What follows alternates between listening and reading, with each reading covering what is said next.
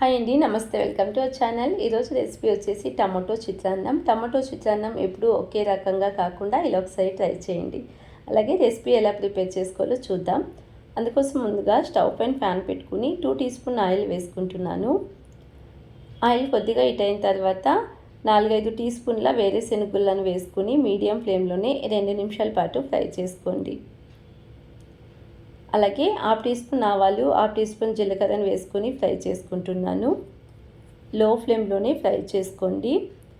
తర్వాత 4 to 5 వరకు పచ్చిమిరపకాయలను తీసుకొని పొడువుగా కట్ చేసి వేసుకోండి. ఈ విధంగా ముందుగానే ఫ్రై చేసుకోవడం వలన చిత్రాన్నంలో తినేటప్పుడు చాలా టేస్టీగా ఉంటుంది.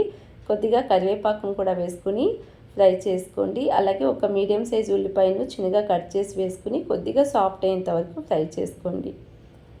అలాగే 4 మీడియం సైజ్ టమాటోస్ని చిన్న ముక్కలుగా వేసుకుని మీడియం ఫ్లేమ్లోనే ఫ్రై చేసుకోవాలి. రుచికి సరిపడా సాల్ట్ వేసుకుంటున్నాను.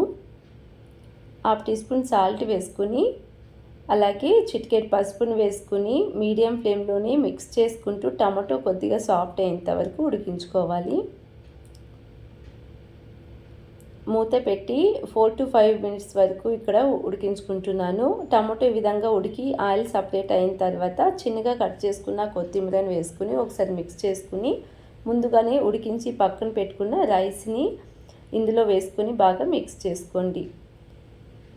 ఇప్పుడు స్టవ్ ఆఫ్ చేసేసుకుని ఒక బౌల్లో సర్వ్ చేసుకుంటే టమాటో చిత్రాన్నం రెడీ అండి. చాలా టేస్టీగా ఉంటుంది. తప్పకుండా ట్రై చేయండి. అలాగే రెసిపీ నచ్చినట్లయితే ప్లీజ్ ఛానల్ని సబ్స్క్రైబ్ చేసుకోండి, లైక్ చేయండి, షేర్ చేయండి. Thank you so much watching.